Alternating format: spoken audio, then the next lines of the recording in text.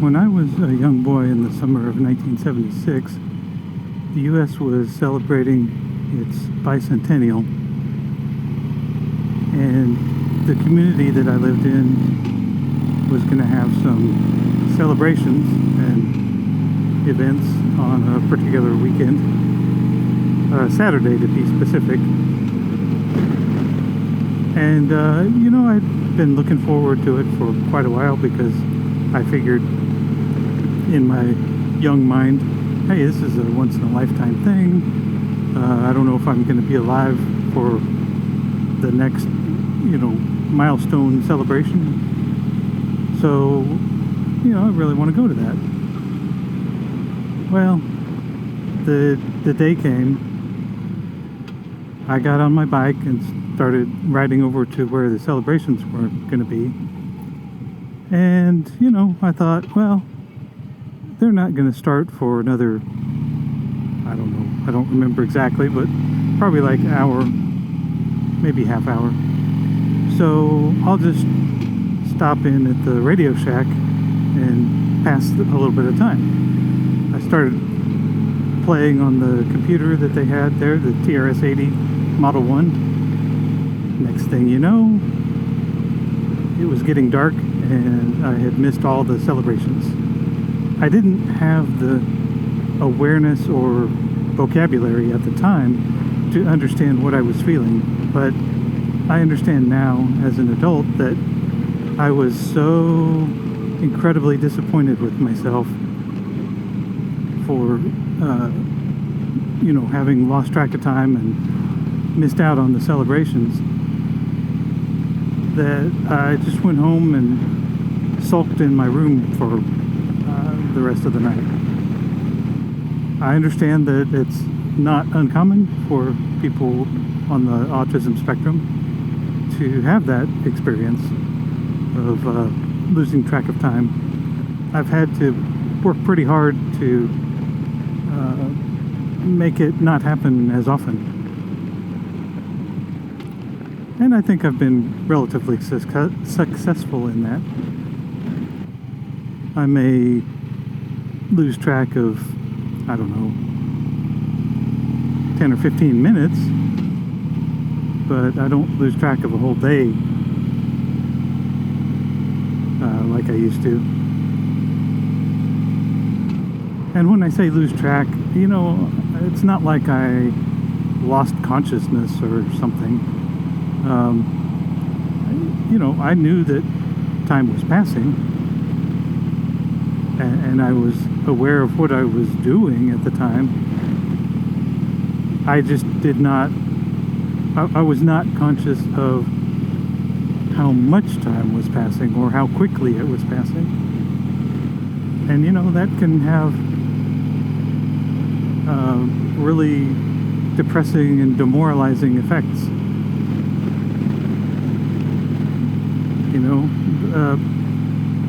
Back then, at that age, a day was like, it was a really long time. Enough that I thought, gee, in 10 years I'm going to be old. Because you just, at that age, you don't have a reference for how long a day is in relation to a lifetime. Anyway, I went home and, emotionally beat myself up. Was depressed for a while. And then I kind of put it out of my mind and didn't think anything else of it. Well, here we are in 2023, and in less than 3 years, we're going to be celebrating our semi-quincentennial. I am going to be very sure not to have a repeat and miss out on whatever celebrations I choose to participate in. Now, I also know, with the benefit of hindsight and life experience, that part of the problem also was that I knew there were going to be a lot of people there at the celebration back in '76, and people I didn't know, and that just made me uneasy.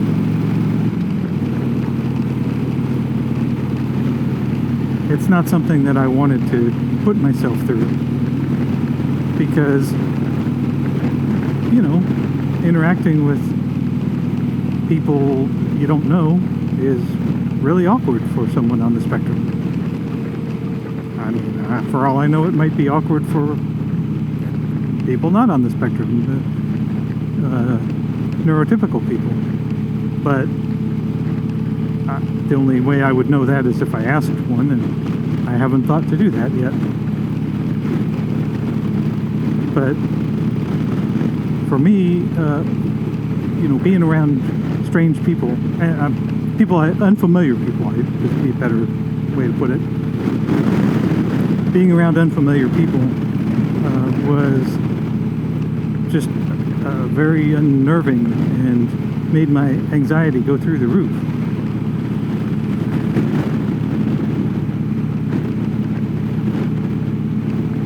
It still does, but you know, I think I can keep a lid on it most of the time. Anyway, just a little anecdote from my childhood to maybe illustrate what social interactions can be like for someone on the spectrum, and also you know, for anyone who's not aware, you know, raise awareness, I guess, of the whole phenomenon of losing track of time. And some people, I guess, call it a time warp, and that's really what it's like.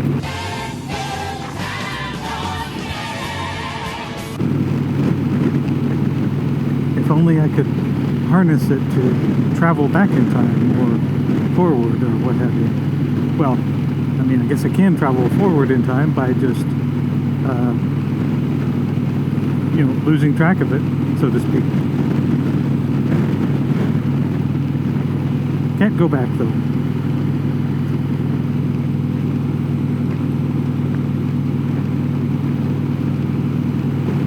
That's probably a good thing.